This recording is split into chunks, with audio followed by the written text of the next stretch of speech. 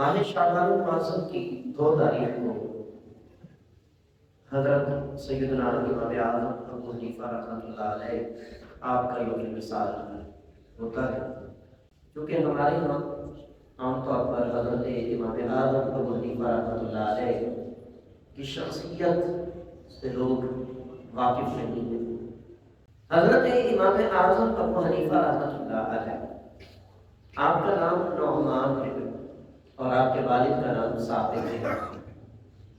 آپ فارس کے رہنے والے ہیں، نعمان بن ثابت آپ کو کہا جاتا ہے۔ اور آپ کی فضیلت اور آپ کی شان کہ کیا ہی کہتے ہیں کہ آپ کا شمار تابعین میں ہوتا ہے۔ یعنی آپ یوں سمجھ لیجیے کہ امام اعظم ابو حنیفہ رحمۃ اللہ علیہ، یہ بات بڑی پتہ کی بات ہے اور بڑی باریکی کی بات ہے۔ میں نے ابتدا کہا کہ اس بات سے اور اس شخصیت سے، امام اعظم ابو حنیفہ شخصیت سے لوگ واقف نہیں۔ حالانکہ ہماری نمازیں ہمارے باپ کی، ہمارے دادا کی کئی نسلیں اسی طرح سے چلتی آ رہی ہیں، نماز ہم اسی طریقے پر پڑھ رہے ہیں، ہمارے نکاح اسی طریقے پر، ہمارے جنازے اسی طریقے پر، بہت سارے شرعی مسائل اسی طریقے پر، لیکن پتہ نہیں امام اعظم ابو حنیفہ ہے کون۔ امام اعظم ابو حنیفہ رحمۃ اللہ علیہ کوفہ شہر میں 80 ہجری میں آپ کی ولادت ہوتی ہے، 80 ہجری میں۔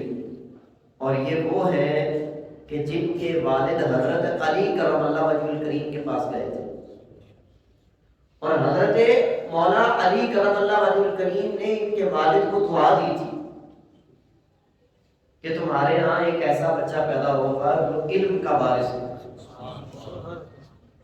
امام اعظم ابو حنیفہ رحمۃ اللہ علیہ 80 ہجری میں پیدا ہوتے ہیں کوفہ میں، اور آپ کا وصال ہوتا ہے 150 ہجری میں۔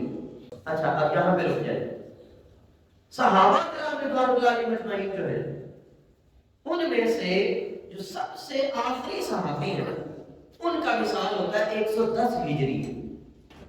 کون سی ہجری میں؟ 110۔ اور امام اعظم کب پیدا ہوتے ہیں؟ 80 ہجری۔ 80 ہجری سے 110 ہجری کتنے سال بن گئے؟ 30۔ اب 30 سال میں کتنے صحابہ ہوئے ہوں گے؟ یعنی 30 سال تک کتنے صحابہ کرام موجود ہوں گے؟ اور امام اعظم ابو حنیفہ رحمۃ اللہ علیہ کی اس لحاظ سے تابعی ہے کہ انہوں نے کئی صحابہ کی زیارت کر رکھی ہے۔ اور یہاں پر یہ بات یاد رہے کہ امام اعظم ابو حنیفہ رحمۃ اللہ علیہ وہ ہیں جنہوں نے 55 حج کیے ہیں۔